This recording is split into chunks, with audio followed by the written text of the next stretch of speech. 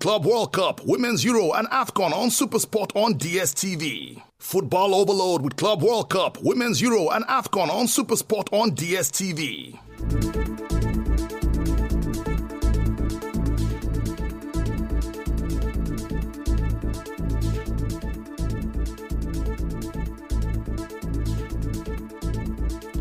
Good afternoon. It's Wednesday, July 2nd, 2025. Mental health is real. Seek help and end the stigma. On the news this afternoon.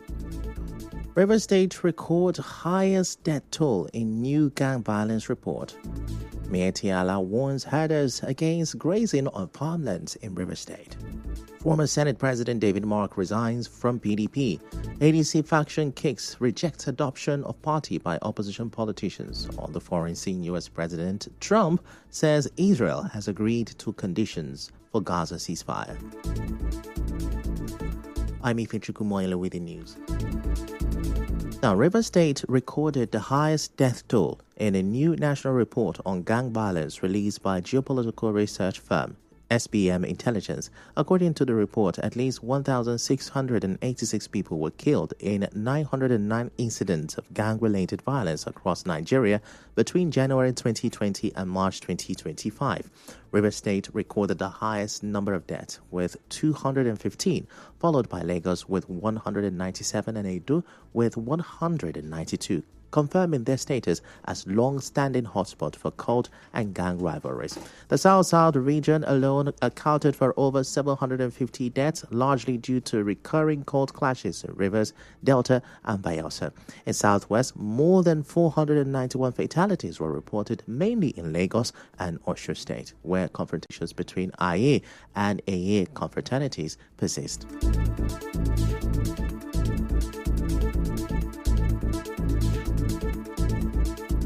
Meanwhile, the chairman of Miyetti Allah in Rivers State, Mr. Mohammed Tukur Abubakar, has cautioned members of the association against grazing their cattle on farmland.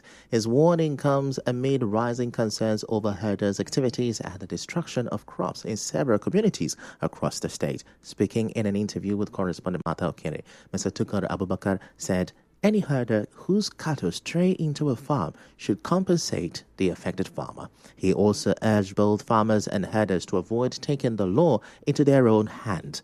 The Miyetti Allah chairman also disclosed plans to convene a meeting this weekend to address a series of reported clashes linked to cattle grazing in Tai and Elemiloku government areas. He further clarified that the association works with cattle rearers and not herdsmen. According to him, the term herdsman has become associated with terrorists.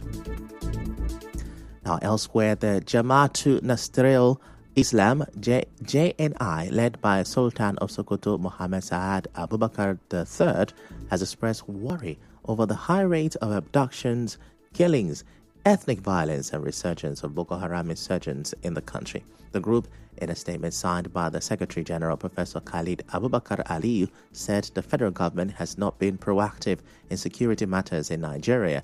It expressed shock over repeated failure of intelligence in stopping attacks on individuals and communities by kidnappers, bandits, and insurgents.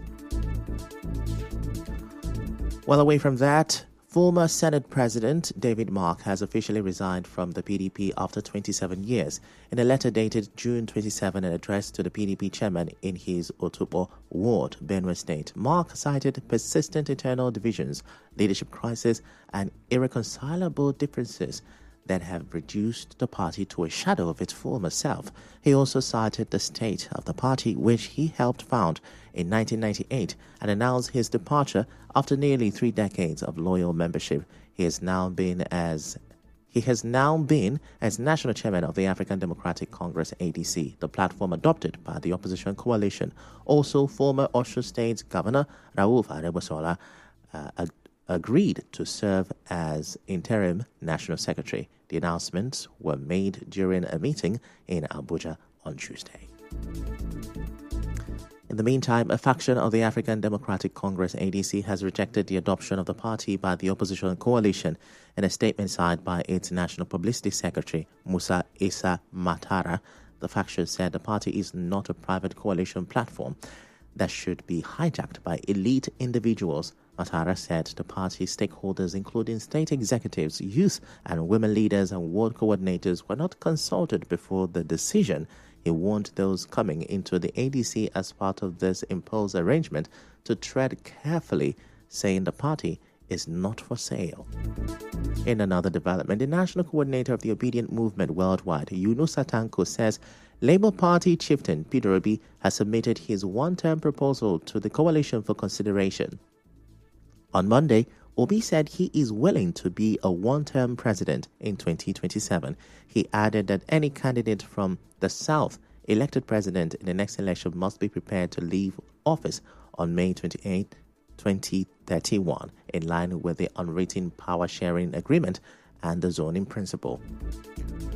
Well, moving on now, the Independent National Electoral Commission, INEC, says it will soon issue new regulations to provide clarity on Section 65 of the Electoral Act 2022.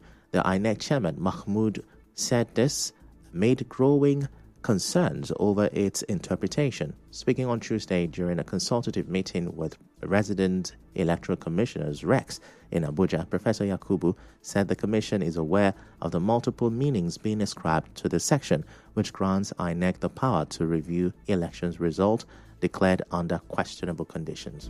Meanwhile, the All Progressives Grand Alliance, APGA, has released its official timetable and schedule of activities for the 2025 National and State Assembly by-election primaries in alignment with INEC timetable.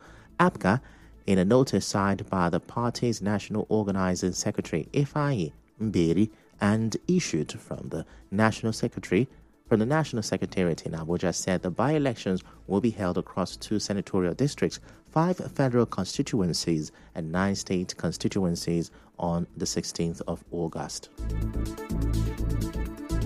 Coming up next, MAN Director General asks the federal government to sell Warri Port Harcourt refineries. Stay with us.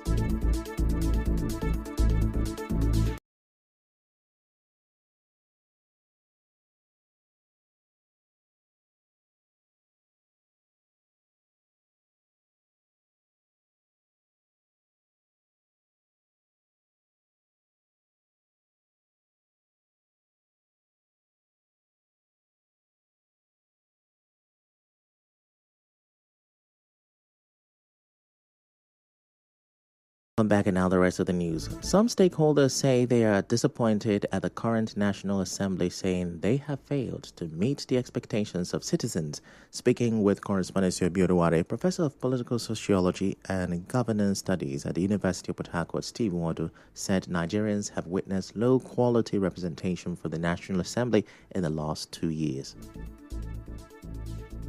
The quality of representation is very, very low. The issues being discussed is very, very low. Besides that, the National Assembly has not presented any qualitative discourse, no qualitative debate. Therefore, the quality of national legislative representation is very, very low. They are almost what some people regard as a rubber stamp tent assembly. No discussion, no direction, the fundamental rubrics of parliamentary system. So we don't have it.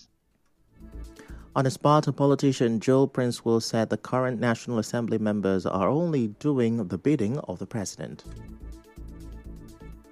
But for the legislators at the national level, I want to say the legislative arm of government in the nation is a disaster. Whenever there are issues in the country, the legislators should be able to sit back and look at the law. This decision you want to take, this decision that has been taken by the executive, is it in line with the law? They shouldn't see legislative business as an opportunity to make money. Supposed to bring about checks and balances in government, but we have not had that, so far. They are all businessmen waiting for whenever budget, will pass.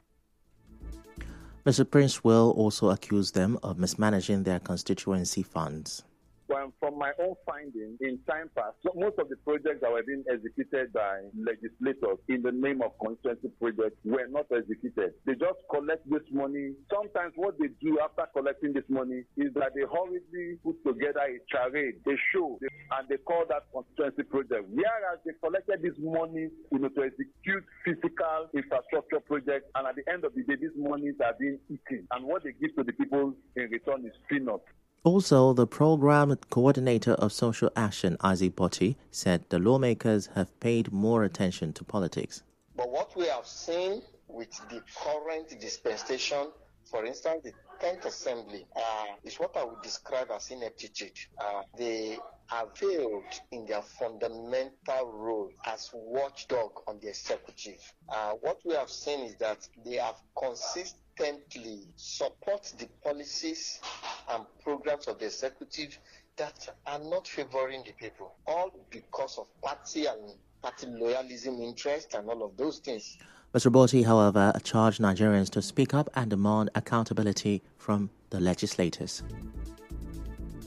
What we have is not people's interest or people's representation, rather political parties' representation. As fact remains that the decision lies solely on the people if they want status quo to continue. And if they do not want the status quo to continue, they use their power come 2027 to elect and vote their representatives. People who really represent them. They live with them in the constituency. So those who are the money back, the culture of silence that Nigerians have embraced is worrisome. Whose former chairman of the Economic and Financial Commission, Abdul Shawah, says law enforcement agencies benefited from the petrol subsidy corruption. He said this in an interview on Arise Television while speaking on his new book titled The Shadow of Loot and Losses, uncovering Nigeria's petroleum subsidy fraud. He said Nigeria lost $450 million to subsidy fraud under the Petroleum Support Fund (PSF) scheme from 2006 to 2012.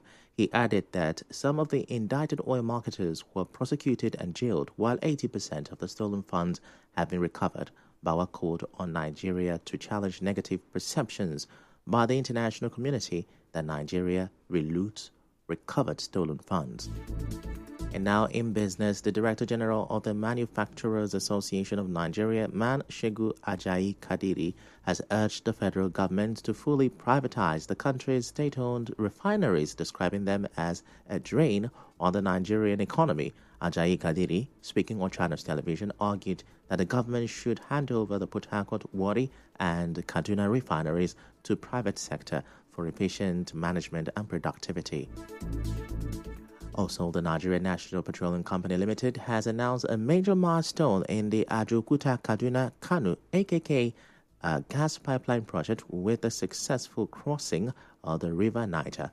The Group Chief Executive Officer of NNPC Limited, Engineer Bashir Bayo Ojulari, made the disclosure on Tuesday while delivering a keynote address at the 24th NOG Energy Week in Abuja.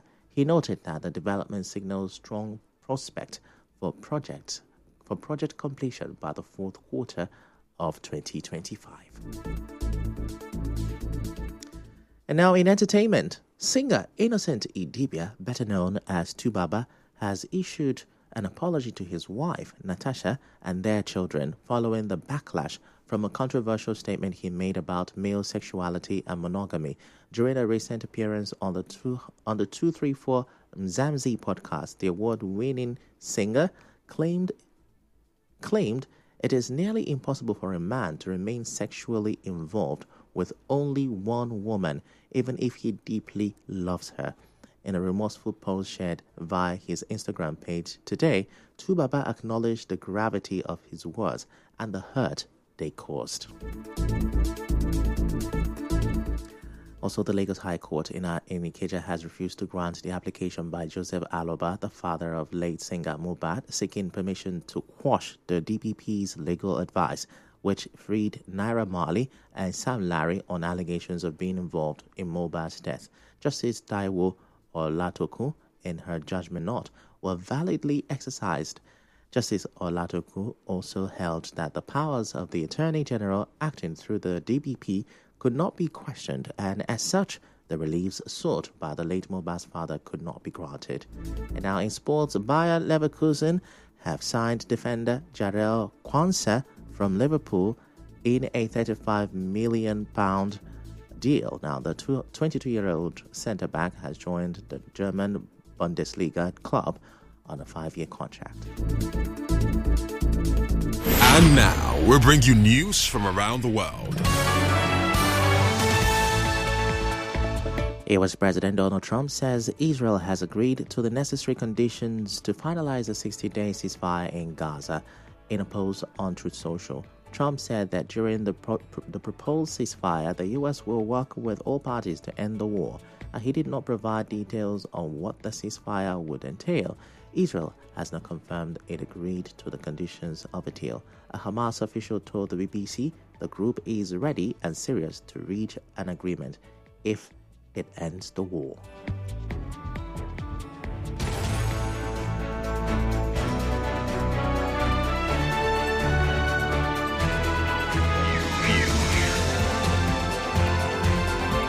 This is the news on 92.3 Nigeria Info.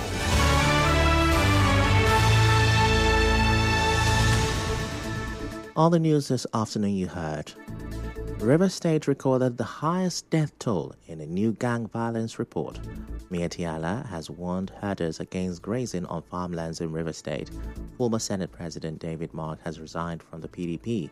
ADC faction has kicked and rejected the adoption of the party by opposition politicians. On the foreign scene, U.S. President Donald Trump says Israel has agreed to conditions for Gaza ceasefire. The news was edited by Martha Okiri. To reach the news team, send an SMS or WhatsApp to 0808-721-7215. I'm Ifechukwu Moyeli. Many thanks for listening.